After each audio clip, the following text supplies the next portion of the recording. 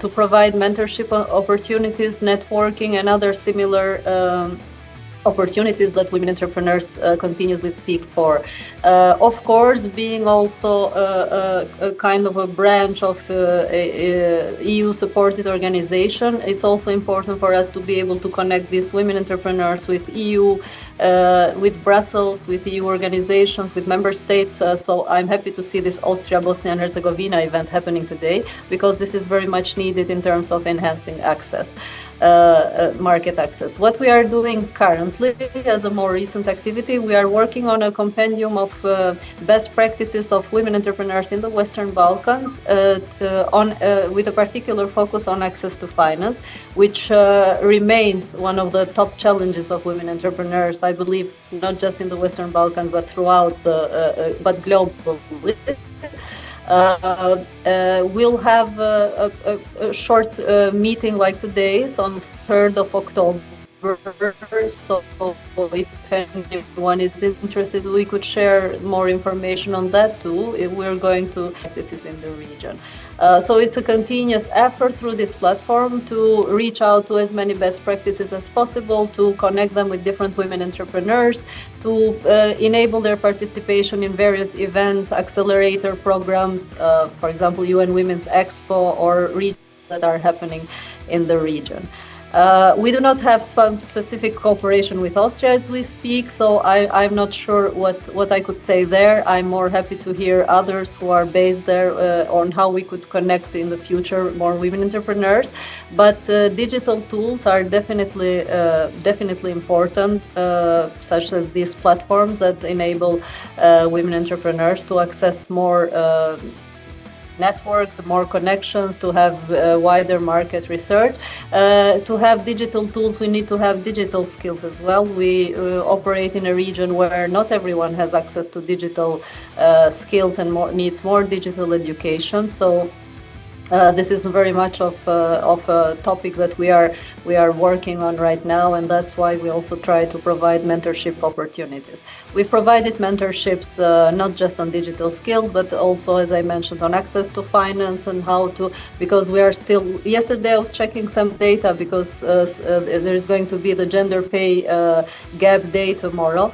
And there's still a big global, a big financial inclusion gap globally between women and men. So globally, only 60% of women have access to bank accounts or other financial institutions, and compared to men, which is almost 80%. So all of these topics is topics that we try to address, and we cannot do this alone without these partnerships like G100 and other corporations. We employ 1,800 people only in Vienna for those services. But I have been involved in entrepreneurship, women empowerment, and education, labor market policy. So what I can tell you, I can tell you a lot about Vienna and the public services and you know, kind of navigation here.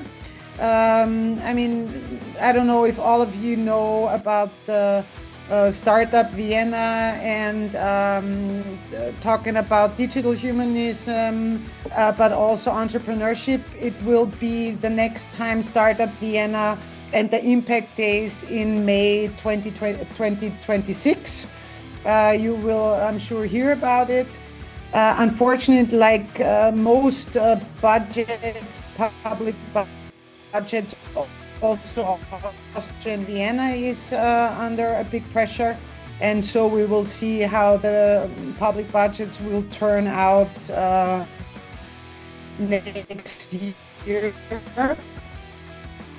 which in terms of Austrian and Viennese economy, public service. And in this changing fast, everything, we should support them. So this tool is still complicated. I'm still trying to make it as easy as possible. That could be also accessible by SMEs themselves. But still, I believe that it would be hard for them to do it. So most probably the tool will be for consultants, small business consultants around the world. So it will help them to do these three things: diagnostics, map the processes and the status quo, and process and provide future recommendations or also steps, action plan, what to do, and then measure it back again. What did change? So yes, if some of you are here small business consultants or you know somebody, I don't even need to sell it. I would like to I don't know, to give it to. Oh, I have tested also in Europe, so I'd like to test it around the world. So if you say, wow. I would like to test it in other kinds of the world, so that the tool is ready, we can co-design it, and that's what I want to do. I mean, you know that we share the strong bonds historically in a cultural field, etc. And you know, in a history that Bosnia and Herzegovina was ruled by Austro-Hungarian. Through that period from, I think that was from late 19th century till the end of the First World War. And from there we are having lots of symbols which are actually here, you know, existing in Sarajevo, what you can read through architecture, what you can read through many others kind of strong bonds. And so I mean, I'm also thrilled that we are having lots of wonderful diaspora there in Austria, and they are very kind of established there in Austria, and I think they are doing good. They are good actually members of their society. So there are many open fields, either economy or technological fields or cultural fields, where we can work together and where we can have join hands. So as I said from the beginning, we should work together, and please, wherever you see myself that I can be useful, I'm going to be there. Okay. So right now I'm calling in from Malaysia. I actually had the chance to meet Dr. Habib during the World Economic Forum in Kuala Lumpur. Have a discussion with the mayor as well about all of these behind regarding male-female. It was really shocking to me, and I actually realized this big number.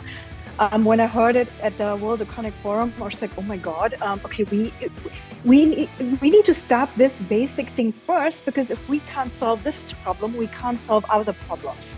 So I feel this is such a important topic. So for me, it was really interesting to see who is participating in this forum. How can we build bridges? I personally always say bridges between industries and continents. So despite me being now somewhere between Dubai and Southeast Asia, but also still bridging Europe. Of course, I've got 3 companies, one private advisory, really helping entrepreneurs, privateers, really high-end clients to create strategies for succession. Of course, for women within leadership. Then there's another company really more built on digital transformation. Hence, I thought the topic regarding the airplane model and all of this in Austria is really interesting. Or I said maybe I could even try that out with my different markets in UAE as well as in Southeast Asia. So it's very, very fascinating. And the third company is more on a spiritual basis, bringing transformation all together, because in the end we need to, of course, have our inner aligned so that we can actually transform the world in the outer and create better societies, because it's not only about us, it is about the society we need to create, and it's our responsibility. Also about digital humanism and all of this, we can change the world, and we have to, because we need to think bigger.